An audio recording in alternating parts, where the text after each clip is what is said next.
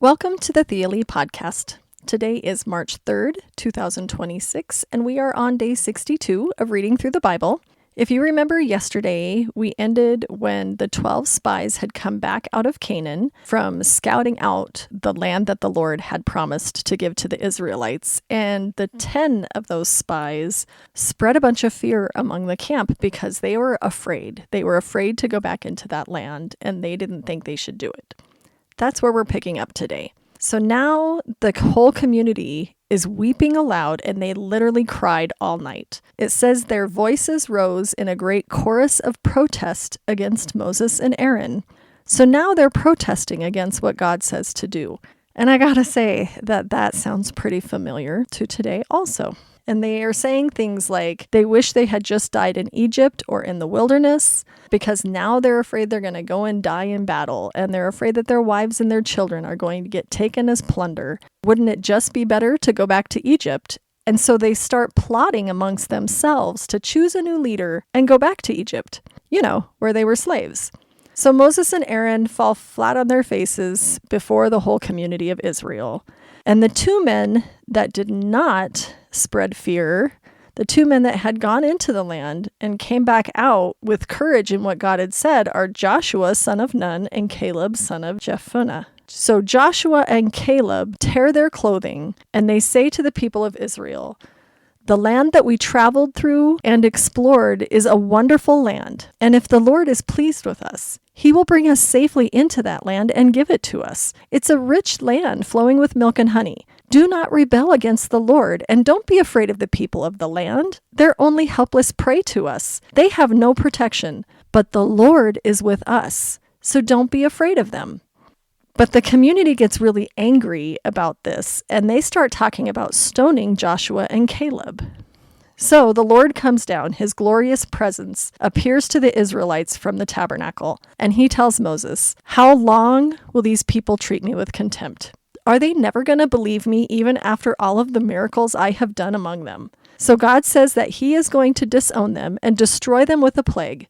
And instead, He's just going to make a greater nation and a mightier nation through Moses than what the Israelites are.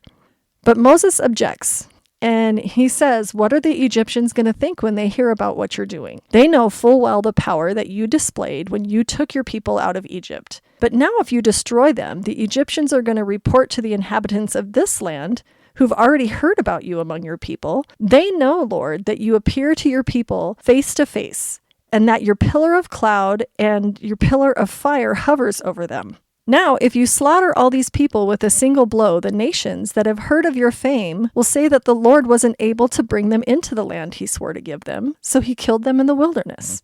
So, Lord, you have to prove that your power is great, as you have claimed, because you said that you are slow to anger and filled with unfailing love, forgiving every kind of sin and rebellion. You said that you do not excuse the guilty. He lays the sin of the parents upon their children, and the entire family is affected, even the children of the third and fourth generations. So in keeping with your magnificent, unfailing love, please pardon the sins of these people, just as you have forgiven them ever since they left Egypt." So the Lord says, "Okay, I will pardon them as you have requested, but as surely as I live, and as surely as the earth is filled with the Lord's glory, not one of these people will enter that land. They have all seen my glorious presence and my miraculous signs that I performed in Egypt and in the wilderness. But again and again they have tested me by refusing to listen to my voice. So they will never see the land I swore to give to their ancestors. None of those who have treated me with contempt will ever see it. But my servant Caleb has a different attitude than the others. He has remained loyal to me, so he will go into the land he explored. His descendants will possess their full share of the land. Now, turn around and do not go towards the land where the Amalekites and the Canaanites live. Tomorrow, you must set out for the wilderness in the direction of the Red Sea." So then the Lord tells Moses and Aaron, "How long must I put up with the wicked community and its complaints about me?" He has heard all of the complaints the Israelites are making, and now he wants them to tell them that as surely as I live, declares the Lord, I will do to you the very things I heard you say. You will all drop dead in the wilderness because you complained against me. Every one of you who is 20 years old or older and was included in the registration will die. You will not enter or occupy the land I swore to give you. The only exceptions will be Caleb, son of Jephunneh, and Joshua, son of Nun. You said your children would be carried off as plunder. Well, I'm going to bring them safely into the land, and they will enjoy what you despised. But you will drop dead in the wilderness, and your children will be like shepherds wandering in the wilderness for 40 years. In this way, they are going to pay for your faithlessness until the last one of you dies dead in the wilderness. Because your men explored the land for 40 days, you must wander in the wilderness for 40 years, a year for every day. You're going to suffer the consequences of your sins. Then you will discover what it is like to have me for an enemy. I, the Lord, have spoken. I will certainly do all of these things to every member of the community who has conspired against me. They will be destroyed here in this wilderness, and here they will die. Then the 10 men that Moses had sent to explore the land, the ones who incited the rebellion against the Lord with their bad report, those 10 men were struck dead with a plague before the Lord. Of the 12 who had explored the land, only Joshua and Caleb remained alive. Then Moses reported the Lord's words to all the Israelites, and the people were filled with grief. They got up early the next morning and went to the top of the range of hills because now they say they're going to go. They realize that they had sinned, but now they want to go enter the land that the Lord has promised them. But Moses tells them, "Why are you now disobeying the Lord's orders to return to the wilderness? It will not work. Do not go up into that land now. You will only be crushed by your enemies because God is not with you. When you face the Amalekites and the Canaanites in battle, you're going to be slaughtered. The Lord will abandon you because you have abandoned him." But the people defiantly pushed ahead, and they went into the hill country, even though neither Moses nor the Ark of the Lord's covenant left the camp. Then, of course, the Amalekites and Canaanites who lived in those hills came down and chased them back as far as Hormah. Then the Lord told Moses to give these instructions to the people. He talks about offerings. So when they finally settle in the land that God is going to give them, he wants them to offer special gifts as a pleasing aroma to God. They will take the form of burnt offerings, a sacrifice to fulfill a vow, a voluntary offering, or an offering at your annual festivals. And they may be taken from their herds and their flocks. When you present these offerings, you also give the Lord a grain offering of 2 quarts of choice flour mixed with 1 quart of olive oil, and then for each lamb offered a burnt offering or a special sacrifice, you present 1 quart of wine as a liquid offering. If the sacrifice is a ram, you give a grain offering of 4 quarts of choice flour mixed with 1/3 of a gallon of olive oil, and then you give 1/3 of a gallon of wine as a liquid offering, and this is a pleasing aroma to the Lord. When you present a young bull as a burnt offering or as a sacrifice to fulfill a vow, or as a peace offering to the Lord, you must also give a grain offering of 6 quarts of choice flour mixed with 2 quarts of olive oil, and then give 2 quarts of wine as a liquid offering, and this is a special gift also, a pleasing aroma to God. So each sacrifice of a bull, ram, lamb, or young goat should be prepared in this way. They have to follow these instructions every time. All of the native-born Israelites must follow these instructions. If any foreigners visit or live among you and want to present special gifts as a pleasing aroma to God, they follow the procedures also. Native-born Israelites and foreigners are equal and follow the same procedures. Native-born Israelites and foreigners are equal before the Lord, and they're subject to the same decrees. This is a permanent law, and it's supposed to be observed from generation to generation.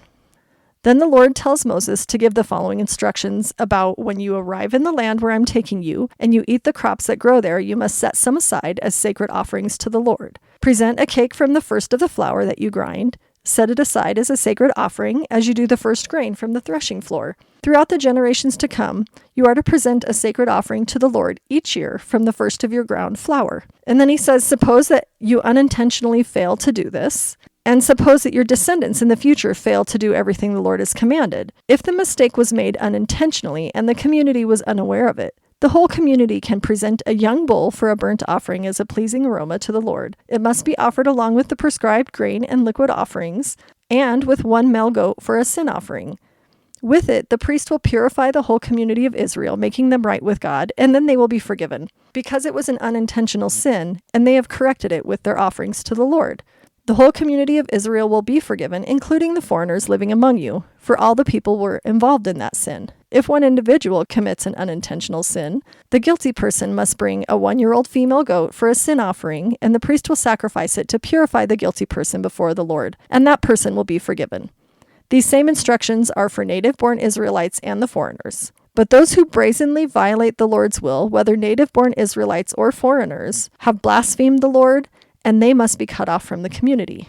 since they have treated the Lord's word with contempt and deliberately disobeyed his command. They must be completely cut off and suffer the punishment of their guilt. Then, one day, while the people of Israel were in the wilderness, they discovered there was a man that was collecting wood on the Sabbath day. So the people took him before Moses and Aaron and the rest of the community, and they held him in custody for a while because they weren't sure what to do with him. And the Lord told Moses that the man must be put to death. The whole community must stone him outside the camp. So the community took the man outside the camp and stoned him to death, just as the Lord had commanded Moses.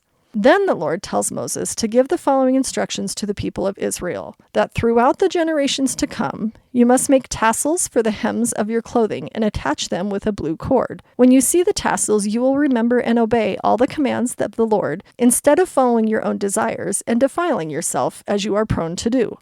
The tassels are going to help you remember that you must obey all the commands and be holy to God.